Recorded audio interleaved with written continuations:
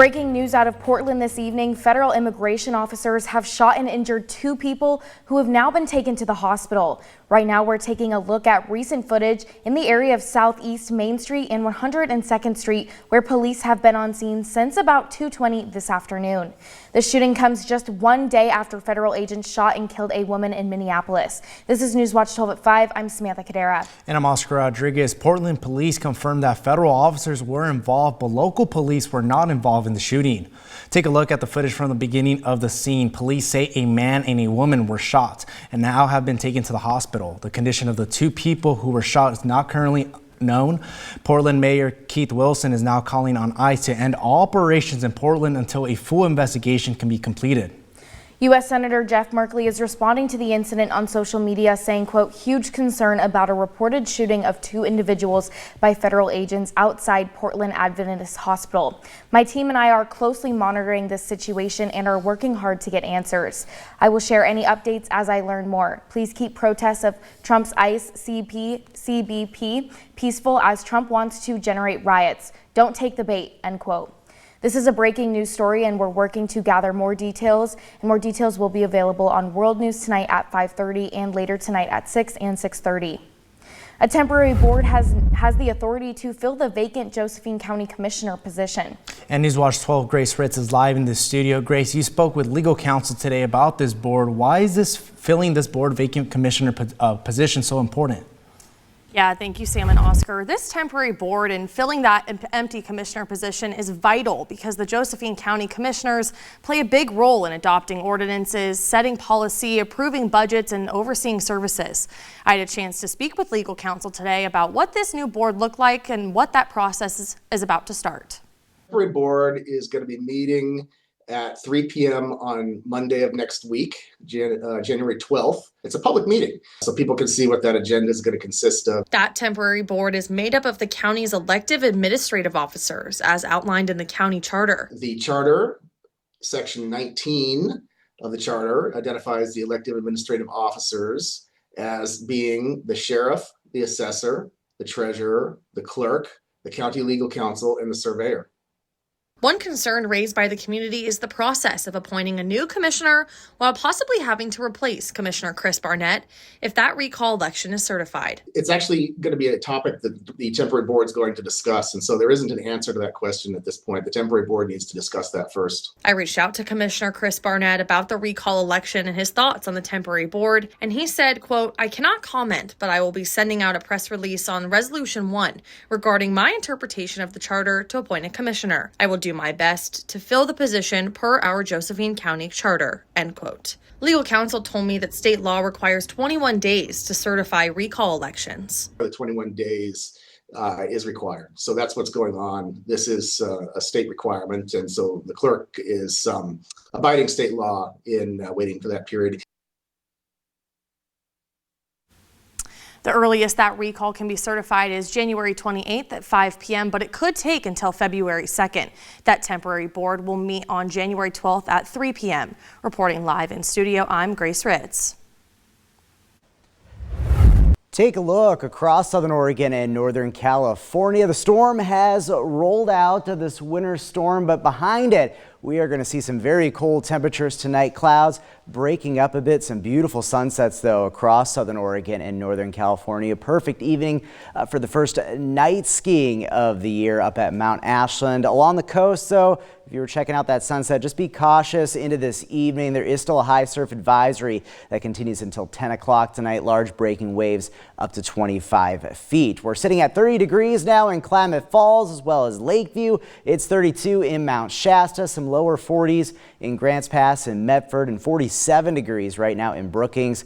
But with clouds breaking up, we're going to see temperatures tumbling. Winds have diminished as well. If you are traveling over the Cascades as we head to wrap up the week and into the weekend, still some very difficult travel with snow-covered roads and chain requirements in place for Willamette Pass, the Diamond Lake area, and chain requirements if you're towing through Lake of the Woods and 140. And it's going to likely take a few days for those road conditions to improve heading over the Cascades, but things are looking pretty good at Siskiyou Summit. Just a few icy spots. Similar story for most of our east side passes as well along Highway 97 and 140. Tonight, big story will be cold temperatures down to 27 degrees in Medford, 15 in Klamath Falls. Some areas of freezing fog will also be possible in some of our west side valleys. Tomorrow, generally clouds decreasing, fairly seasonal afternoon temperatures expected. But again,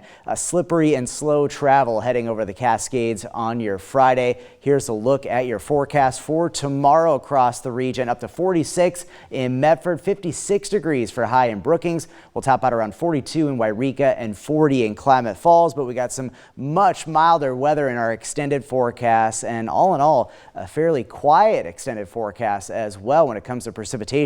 I'll have more details coming up in just a bit. Oscar? Thank you, Matt. As of our overnight lows drop, Min is activating a warming shelter in Grants Pass. Tonight and tomorrow night, doors will be open from 5 p.m. to 8 a.m. for anyone in need of a safe and warm space to sleep. Mint says they have beds available at both of their primary locations on Redwood Highway and at Newman United Methodist Church on Northeast B Street. Meals, coffee, and cold weather supplies will be provided, and a closer look at the Mint's shelter can be found on our website. Winter weather hit the Siskiyou Summit hard overnight, creating hazardous conditions for travelers crossing the pass. Drivers traveling between southern Oregon and northern California were met with snow and icy conditions early this morning. Road crews working near the Mount Ashland ski area reported 8 inches of new snow over the past 24 hours. Kind of like a dense fog, so the lights would kind of halo and glow as the snow was falling, so it was very pretty. Slow down and be safe. And keep your high beams low. You can see better. Officials urge drivers passing through to slow down, watch for icy patches, and carry chains as winter weather continues. For live traffic and road condition updates, check TripCheck or Caltrans and download our Storm Alert weather app. And renovations are underway at the new Axis building with assistance from the Rogue Retreat and the Hope Street's crew. Hope Street crew members are gaining hands-on experience in building skills as they work on the building. Rogue Retreat says they're not just learning essential skills, they're demonstrating the impact of two organizations working together. And the city of Grants Pass has a new city council president following a meeting that included disagreements regarding voting procedures. And that decision became the focus of the discussion. NewsWatch 12's Daryl Green has a story. There is a paper in front of you with several options, and I've just opted for option number 1. Why are we doing option number 1? Excuse me? You said you opted for option number 1. A tense discussion began at Grants Pass's city council meeting as the council looks to vote on a new president. We'll start. The nomination on the floor is for Point Rick of order. For Point city of order. council president. Point of order. And there is a second. And No. so we will begin with the votes. And not up to you Eric, to how do you decide. vote? You are just acting as mayor. You cannot strong arm the council into just doing what you want. The council's staunch differing opinions stem from deciding which voting procedure would be used to select the new president and how that procedure should be selected. I'd like to be recognized. It's not up to you to decide either. The council can decide. We are deciding. There's 7 people here that can decide how the process will go. The council eventually moved forward in the process and voted on a motion for Councilor Rob Pell as president after it was presented by Councilor Indra Nicholas. How do you vote, Eric? No. Yes. Yes. Yes. Yes. No. And absolutely no. But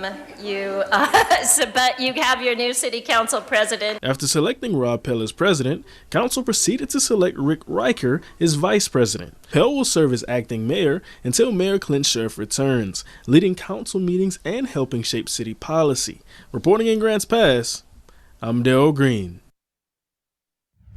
And after several fires at the site of the former Ramada Hotel, Medford City staff and the property owner are now working to address the ongoing safety concerns. Right now, you're taking a look at a major fire that occurred in May, but several more have taken place in recent weeks. In last night's city council meeting, interim city manager John Viles said the building has now been cleared by both Medford Police and a private security company. They did hire another security firm. We did a large sweep of the building. We can't guarantee that everybody left, but what they have done is they have secured the building, and when people go out, they're not going to get back in. That is our hope. John Vial also said the city is continuing to monitor the situation and hope to come to a resolution in the near future. NewsWatch 12 will continue to track the safety concerns at this site and the city's response to it. And one local community center in the Rogue Valley hosts a community dinner every week, but today is special from the rest. First Phoenix Community Center will be hosting their 16th annual community dinner today, starting now to 6 p.m. Anyone in the community can come and enjoy some delicious food. An outreach coordinator and volunteer, Carolina Marshall, said the dinner feels even more meaningful as it honors the people who in the past who helped it, not only the community dinner more special, but the community center itself.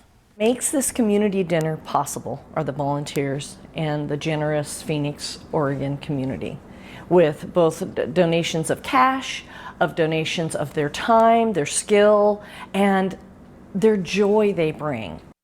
There will be music, and Marshall says she's expecting about 150 community members to show up. The community center not only offers weekly community dinners, but also operates as a food pantry and a clothing closet open to the public.